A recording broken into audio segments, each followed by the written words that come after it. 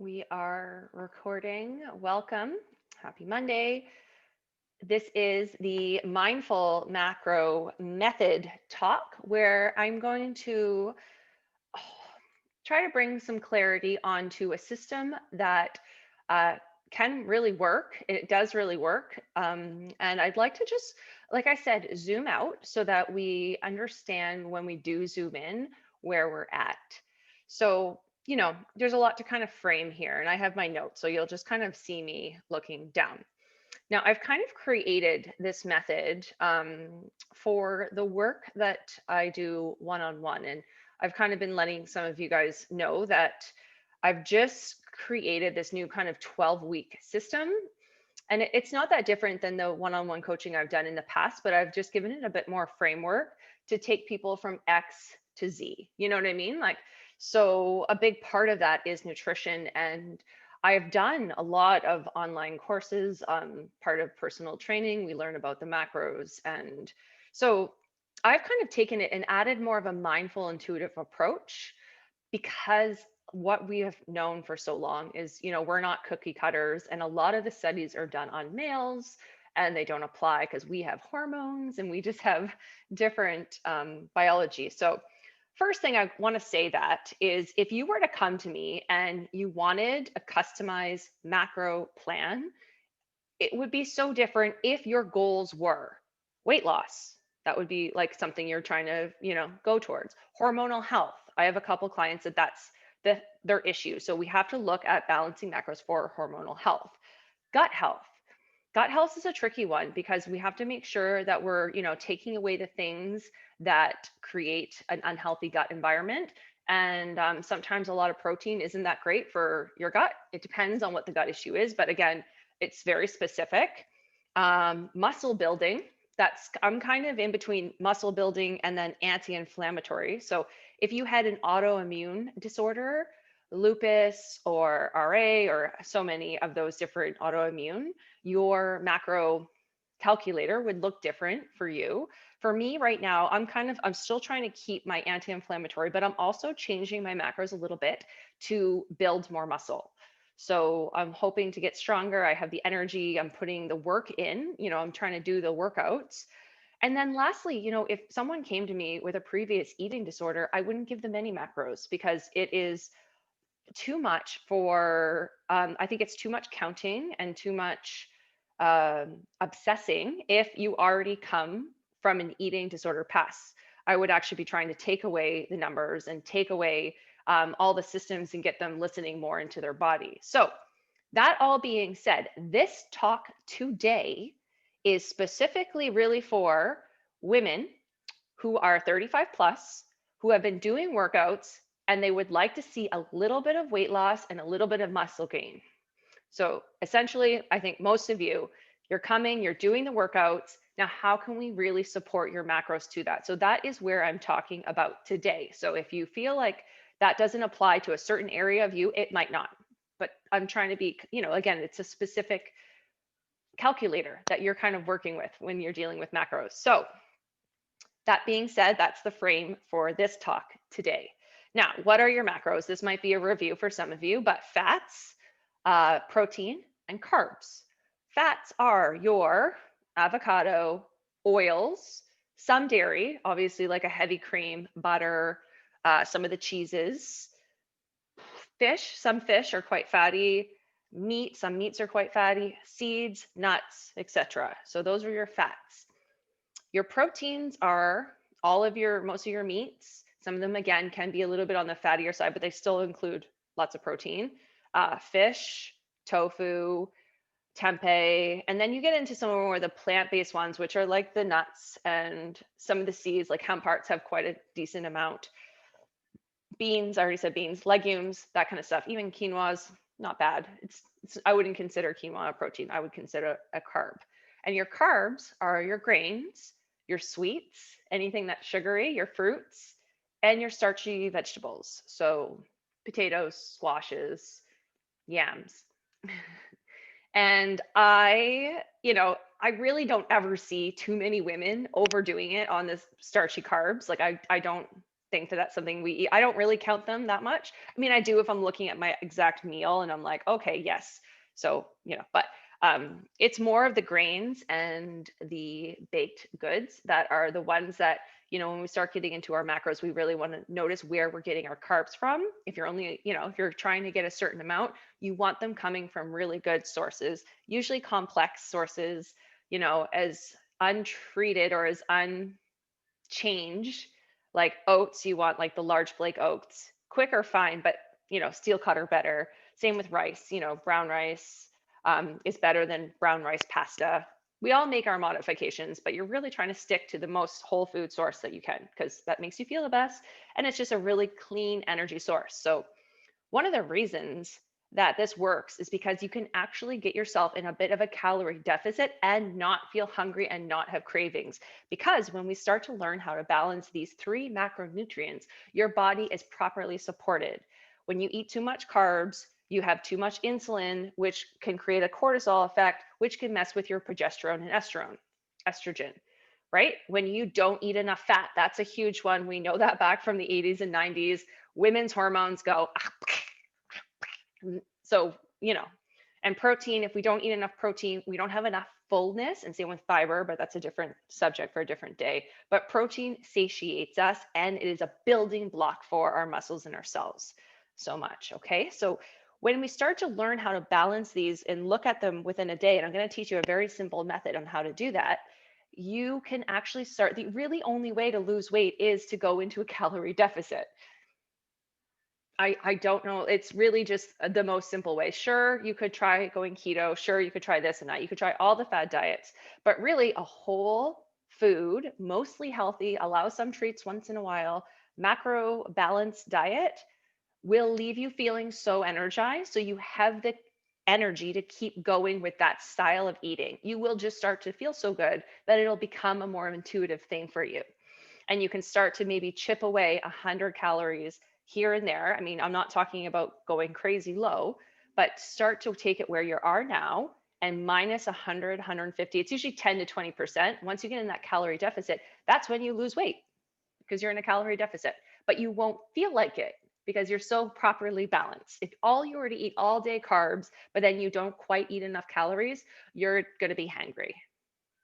If all you were going to do is eat fat, there's no filling, there's no fiber or anything in fat. So you're going to be hungry, even though you're eating like a ton of fat. And same with protein. If you're not eating protein, your body's going to notice, like, I don't have enough. Even though you've eaten enough, your body's not getting enough protein. So it's going to send a signal, eat more, please. Does that make sense? Yes. Okay. Some of the things about knowing about these macronutrients is the density of them. So carbs are the least dense. So when you look at your carbs, it looks like a lot more food, like your 10% or whatever of carb, like so many grams of carbs versus so much fat is going to look different. So it doesn't look the same on your plate. You're not trying to like have half of your plate carbs, half of it protein, half of it fat. Because sometimes just even putting butter on your toast or adding a little bit of peanut butter or like half of an avocado, a small handful of seeds or something like that. So fats are very, very dense. So you don't need a lot to get to your macronutrient balance. Proteins are a little bit less dense, but still more dense than your carbs. So it looks like you're physically eating more protein than fat. And then carbs are abundant because fruit, veggie, and again, greens, celery, broccoli, those don't count. Those are all just free foods. You can eat as much of those as you want. They don't really count for anything, especially if you're eating them raw or steamed or roasted with nothing on them. Just those are just extras. Eat as much celery as your heart wants to. It's not going to make a dent in your macronutrients. But I'm talking like the oats and the breads and stuff. I mean, 2 pieces of bread versus like a tablespoon of peanut butter. So you can see what I mean. Like it doesn't always just equal I amount. There's densities to them as well. Last thing before I get into the specifics is macro eating doesn't always necessarily mean healthy eating, because just like vegan eating or gluten-free eating or whatever, vegans, you could eat a ton of processed crappy stuff, and that's not healthy just because you're vegan. And same with gluten-free. So much of that gluten-free products that you buy in the health food section of Superstore have a ton of filler, sugar, processed chemicals, blah, blah, blah, blah, blah. So that does not mean you're healthy just because you're gluten-free. So there is this thing on Instagram and anywhere. It's if it fits within your macros, IIFMM hashtag. You'll see it. And people are like posting like donuts and whatever, because if you eat just one donut, then that would probably be almost all of your carbs for the, not quite, but you know what I mean? That would be a lot of your carbs for the day. So if it fits within your macros is like this way that people cheat. So they are essentially not getting their food from good sources. So that is not the healthiest way to make your macronutrient count. Does that make sense too? I'm not saying that if you become macronutrient aware and like all of a sudden you're like, okay, so I know, I need to eat this much carbs. I'm going to totally just make them the cookies and that, because that's what I really want. You could actually still lose weight that way, but it's not sustainable at all. And that's what the hashtag is, people saying that, look, I ate this donut and I'm still losing weight, but really they're going to probably be very hungry because that is taking up the place of like a nice bowl of quinoa or some potatoes or yams or oatmeal, like all the actual healthy carbs. They're swapping out junk for health. So I just wanted to also point that out. Now, I already talked about that. Protein, you need to go in a bit of a calorie deficit. This is a good way how. Okay, so if you are really interested in, making this something that you would want to go down the road with, I highly suggest you work with a coach. So if like you were like really specifically wanting to lose weight, I do recommend at first working with a nutritionist, someone. You could even do it on MyFitnessPal, but again, then you have to do the math, and that is mentally exhausting. I don't think it's the best fit. Someone like me can take everything and then just regurgitate, give you a meal plan, and that'll start to give you a sense. So at the end of this talk, if you feel like, I don't know if I can even grasp that, it's not that hard once you actually start to do it. If someone gave you the meal plan and you could see like, oh, this is a lot more protein than I thought, or this is a lot more carbs than I thought. Maybe some people thought carbs were bad. A lot of people think carbs are bad and you need them. 50% of your day needs to come from carbs. So let's get into it.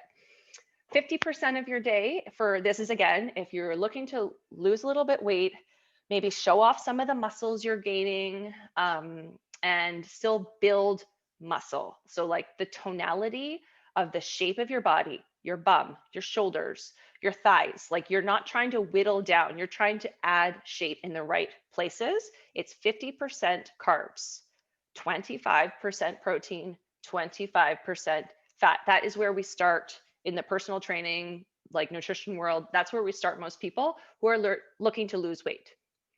Now, that's not the perfect balance for someone with hormonal health. That's not the perfect balance for someone who's coming back for an eating disorder. You know what I mean? Like I just wanted to say that. But this is for most people, this is where you're at. This is right now what I'm trying to do to build muscle and just maintain my physique. So I want to give you a little, if you could write out what you had yesterday, if you have a pen, you can write out what you had yesterday and go about this little test. So Jessica sent me, she was so sweet. She sent me what she ate one of these days coming up. So I went through, and at first I just put like a little C for carbs, P for protein, and F for fat. So you actually just start to look at it yourself. And even this is the thing that I suggest for people who are brand new, just do that. So for breakfast, she had 2 eggs and sourdough bread that she makes herself, which always looks very incredible. I think she's the best sourdough baker I've ever seen. And Jessica, are you still on? I don't know if you put butter on that, but I assume you did put butter on the toast. Because if you no butter on the toast. Oh, no butter. So this is where if the meal itself is not balanced, but later in the day you balance it out. But you could start to do this by putting like, yes, there's a C, yes, there's a P, whatever. So then at the end of the day, you should see a couple more C's than P's and F's. Like that is just a really simple way to start to have awareness of your own macronutrient balance. So she then went to have soup. Oh, you had avocado that morning too, did you? See, I wrote avocado, but that might have been with lunch. That was with lunch. Lunch, okay, yeah. So she had avocado, a beautiful ginger soup, and a little bit of salami and cheese. I don't know, did you have that on a cracker or on the toast?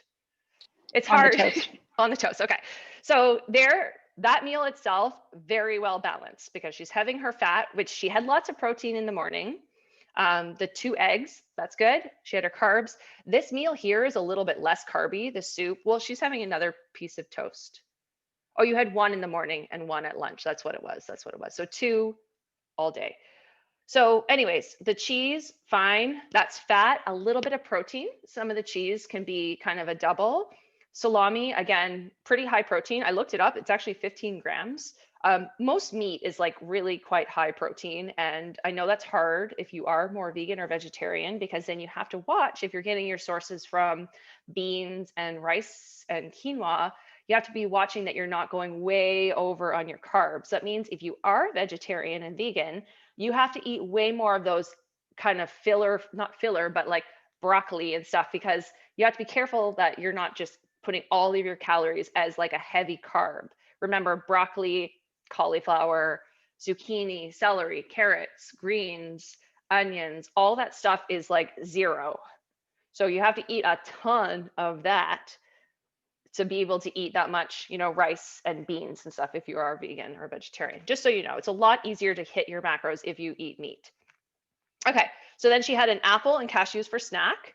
Apple is about 14 grams of carbs. Cashews is high fat. It's like 18 grams of fat. Then she had dinner, was beautiful. She had a beautiful bowl. It was like a quinoa bowl with lots of veggies, turkey balls, avocado again. So Jessica, I wrote to you, your day was actually very perfectly balanced. She didn't have any sweets this day. And so she was 130 carbs, 50 grams of protein, 60 grams of fat. And I said, if you had just added a couple more protein, like a couple more turkey balls, and not done the handful of cashews, and then maybe took away like 100 calories, you'd be in the deficit, not any hungrier, and burning more fat. Like you would just lose more weight if that smallest little tweak for her. And I mean, I've worked with Jessica in the past, and I know that she eats a lot of whole foods. She has a really healthy metabolism. But Jessica, I was going to say, you are hitting, I think you're 35 this year. You're probably like the youngest person I work with. But at 35, ladies, things start to change. I noticed it. I'm 38, and it's just been 3 years of a little bit every year.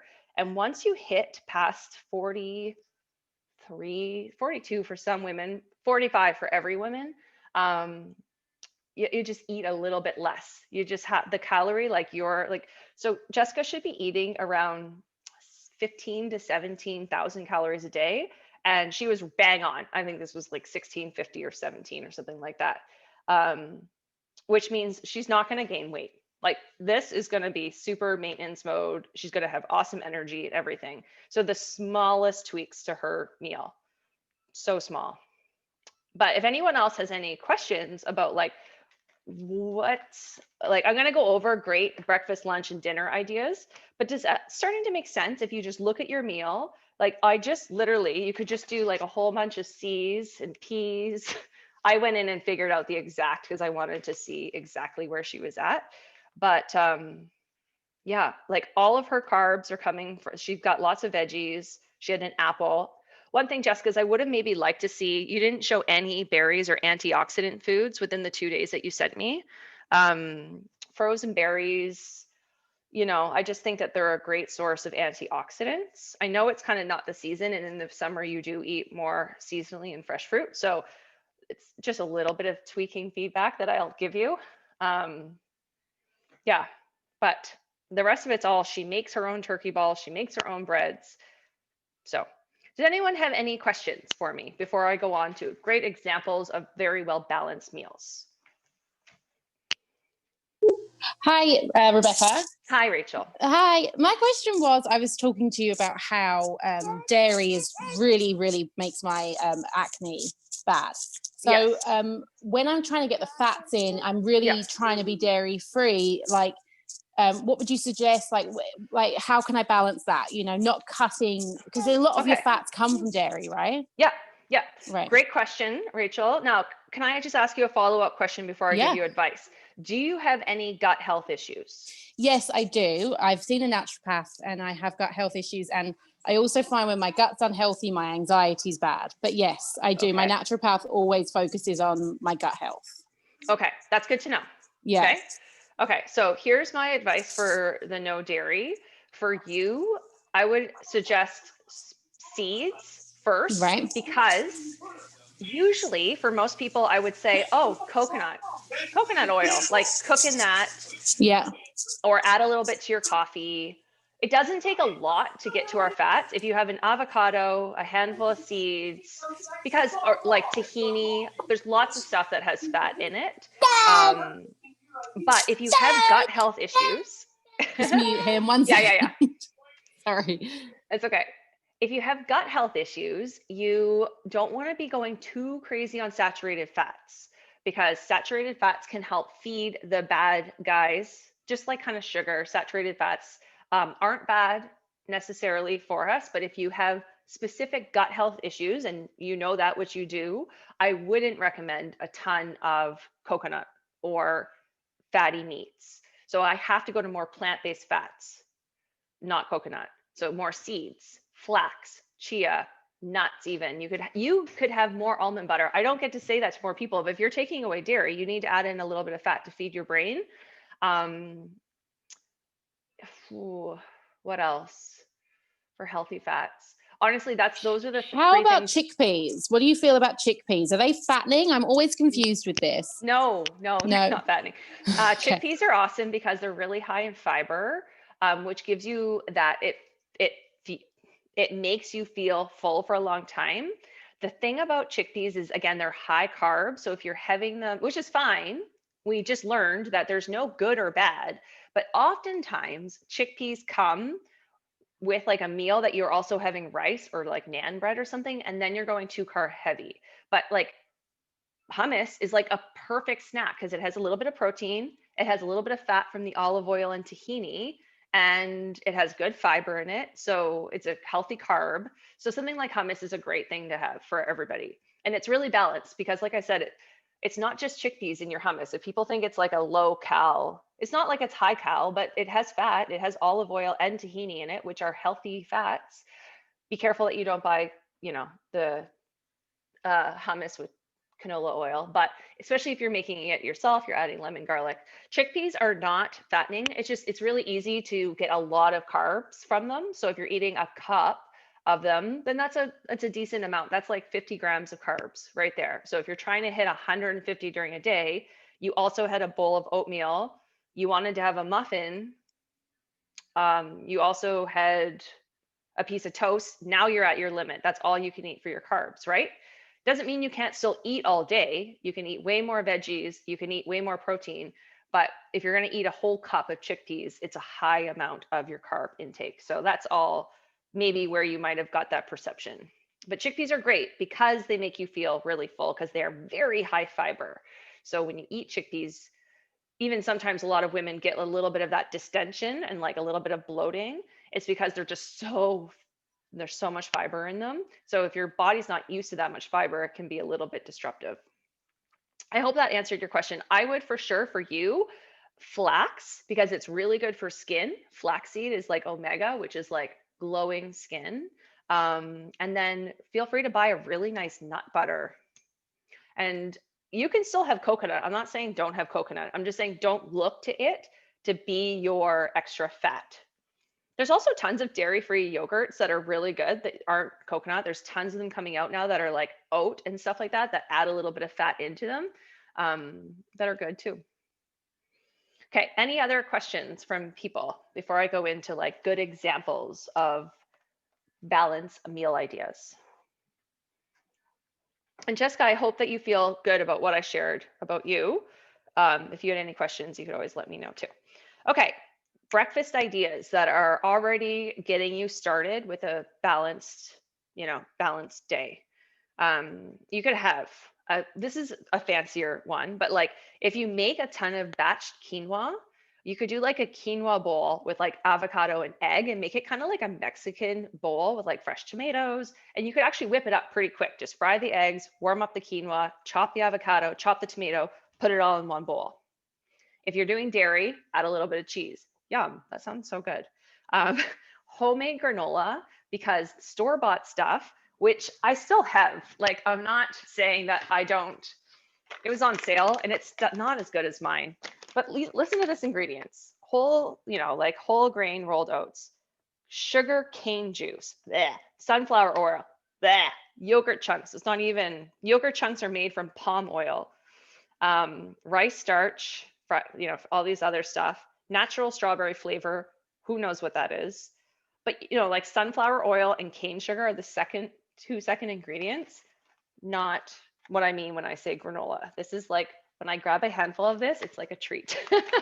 And I do that a lot sometimes, but that's okay. I know better. I am aware.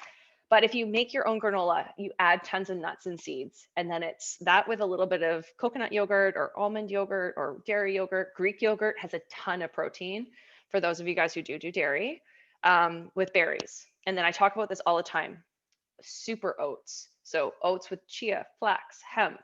I add protein powder because like I said, right now I'm trying to up my protein more. So, and when it comes to protein powder, as long as it's not bothering your stomach, I talked about this, I think in the last talk, if it's protein powder is giving you stomach ache, then you shouldn't eat it because it's going to cause inflammation in your body. Your body doesn't like it. So I do hemp protein. Smoothies, as long as you're balancing it out, adding some fats like an almond butter and some protein that agrees with you, could be just hemp hearts, all your berries, that it's super antioxidant. And I like smoothies because you can sneak in your green powders and some spinach. And, we want to make sure that we're seeing dark leafy greens, dark berries, the antioxidants, especially for skin health and anti-aging as we eat to get older. So those are breakfast ideas. Lunch ideas, avocado on toast with turkey and tomatoes. That's your fat, your veggies, which are extras, the tomatoes. Avocado's fat. You could add a little bit of butter or whatever, tahini, peanut butter. Bacon, egg, kale, potato hash. That is such a good lunch. You just like have some roasted potatoes that you throw back into the pan with some onions, cook some bacon. I can't do eggs, but add some eggs to that and make a hash. Super decadent, would totally fill you up until dinner. You could do flax protein pancakes, like add some protein into your pancakes. I recommend keeping, your grains super clean and organic. If you are doing wheat, do organic, less glyphosate. I just have always found spelt works really great. So I use spelt flour. And yeah, any kind of salad, you could style it like a Thai style or Greek salad or Mexican salad, just like any kind of salad is good. And then dinners are the easiest thing for you guys to figure out, I think, like, because it's like salmon, rice, and veggies, or burgers with a salad, vegetarian soup. If you can add some chickpeas and all that kind of stuff. Curries, because they have coconut milk, which is really that nice fat. Even pizza, as long as you're like making sure that you're not putting too many fatty toppings on it, like cheese, and even pesto can be quite fatty, and tons of meat, then you can still balance your macros within a pizza. Add lots of veggies, burritos, tacos, all those things, as long as you're choosing to look at the bowl and write a C, a P, and an F, and make sure that you're like, yeah, this looks like it's pretty balanced, then you're doing a good job. Last thing I wanted to mention is once you get past 35, and the goal is weight loss, and you already have pretty good energy. This is not for women who are really struggling, especially with autoimmune or anything like that, to like get up out of bed or get off the couch. Eating 3 square meals a day is really best for our metabolisms. Now, if you do have a sluggish metabolism and it feels really unresponsive, and you've been dieting for years and doing the restrict to binge, then sometimes I get my clients on 4 meals, like 1 snack a day, just to kind of get their metabolism like trusting their body again. Because if you have done things like that, which we, let's be honest, we've all maybe been a little bit hard on ourselves in the past. Hopefully this gives you freedom to not be like that anymore. But 3 square meals a day is really good for your hormones. Again, unless you're already in the deficit, unless you already struggle with hormonal health and you feel really low energy, because obviously more eating does give you more energy. And then once I get women's metabolisms responsive again, like once they start to see that they can eat and still lose weight, then I start to get them back to the 3 meals a day. So as you can see, this is simple. This isn't go hungry.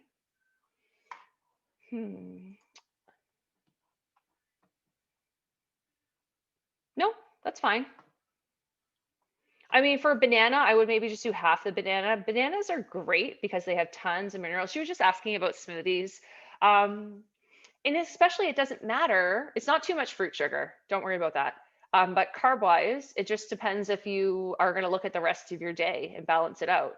It's not, that would be about 40 grams of carbs for a full banana and like pineapple, just because bananas are 30 grams of carbs. I don't worry about fruit sugar. It's like not a thing for me. I just noticed you put like pumpkin and other like things that I've never thought of.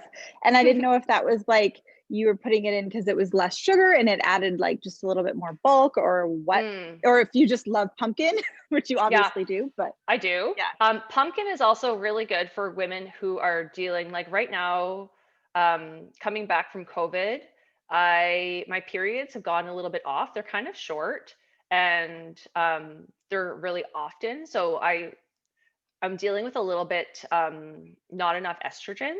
So pumpkin is really good for supporting estrogen. So I love it. And I'm like trying to see if I can support my estrogen a little bit with that. My diet per se, like everything I do is very calculated because I know too much. Like I've stopped putting MCT oil in my coffee because I knew that I'm eating more meat in the day and that's a lot more saturated fat and I'm trying not to disrupt my gut. So if I wasn't eating so much meat, I wouldn't worry about the tablespoon of, MCT oil in my coffee.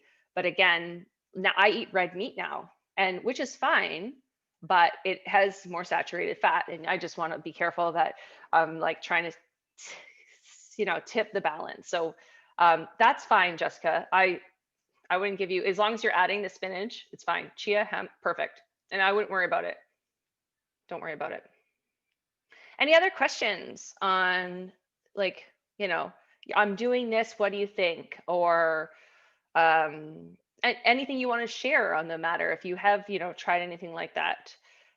It depends on your age, your weight, your height, your level of activity. When I go to figure out your macros, it is a very specific thing for exact grams. But, if you're looking to get percentage wise and to get started, this talk should really bring you to a good understanding of letting it be intuitive, not counting, just looking like, wow, I just realized that I haven't eaten any protein today. That's not good. And then lastly, before I let you guys go, I'll just share, like, for example, my day. So I wake up and I have coffee and I add collagen in my coffee right away. So that's a little bit of protein. It's like 8 grams because I do like a full tablespoon. And I used to do fat, but I don't anymore because I'm getting more later in the day. And then my breakfast is the super seed oats. So all my seeds, which have my healthy fats, I add protein because right now my goal is more protein. And I add and I eat a lot of oatmeal. It's like a big bowl. I'm probably getting like quite like 50 grams of carbs right there in the morning. And then for lunch, I'll do like just meat. This is my favorite lunch these days, you guys. Write this down. Big batch, fry up some onion, pepper, and ground beef, turkey, chicken, whatever, and just put it in the fridge. And then when it's time for lunch, take out like a cup of it in the frying pan, warm it up, and add in that bag of pre-made coleslaw or whatever veggies you want, but just the coleslaw. And then I just drizzle a little bit of like lemon tahini, or lately I bought a bottle of the non-miso gravy, which it has a little bit of sugar and bad oils, but I just drizzle a little and I don't care. And it's like a 0 carb lunch so that I can enjoy if I want to have a like little bit of ice cream or something after dinner. Obviously right now I'm not doing any sugar because of anti-inflammatory, but if I want to have like a piece of bread or anything more carby at dinner, I can have like black beans and rice and yams and not care because my lunch was essentially 0 carbs. It's just a really great lunch because it's super high protein, super high fat. So if those are the 2 things you're not getting enough of, the ground beef, you can add a little bit of salsa, a little bit of avocado, even if you want extra fat. It is so good. It's so filling, and I just feel so good because the cabbage is like the good kind of fiber for your prebiotic gut and just feels really clean. So that's what I've been doing lately for lunch. I'm gonna fry up some more ground beef here as soon as we get off this call, so I have like enough for a couple days, and then just dump the bag of pre-made coleslaw. So easy, without any of the coleslaw dressing, just the veggies. So good. Okay, so again, if anyone wants to work with me privately, we could talk. It would be custom, whatever support that you're looking for. All my programs are custom. And if you have any further questions, let me know. But if not, I hope that this was just illuminating, not stressful to you, but empowering, that you can manipulate in a good way the way that you eat to optimize what you're doing. It's all about feeling your best. And that's just why I feel very confident in sharing this, is because it is a really well-renowned system to not feeling hungry and physique. This is how people, and they don't do it very healthy wise, but when they get on stage for these shows, it's all about very specific macros and a very high calorie deficit. But that's how they get those physiques. But that's not what our goal is. Our goal is to just eat healthy and maybe see, a little bit more of the abs or the thighs or the bum that we've been working so hard for. So that's what I just talked about today will do, is 50%, 25, 25, making sure you get all of them in a day. Okay. Okay. Thank you guys so much. If you're on the replay, same thing. You can just send me a message if you want to talk, and I'll see you guys Wednesday morning. Thank you.